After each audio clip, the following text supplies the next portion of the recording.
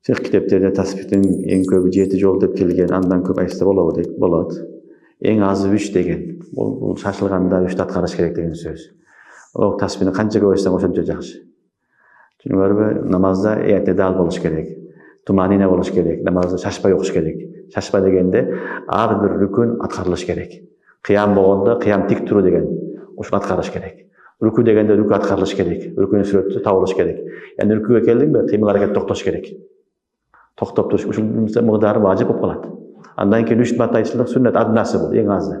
Андан кийин кете берет. Жамаатта окуганда имам 7, 9, 10 айтса боло берет так менен. Себеби аркадагы адам кийин келет, кийин турат.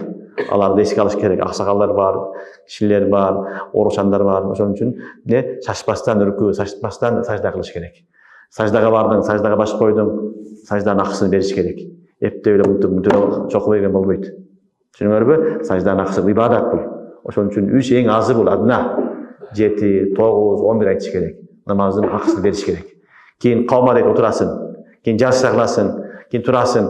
Ар бир кыймыл аракет бул ибадат.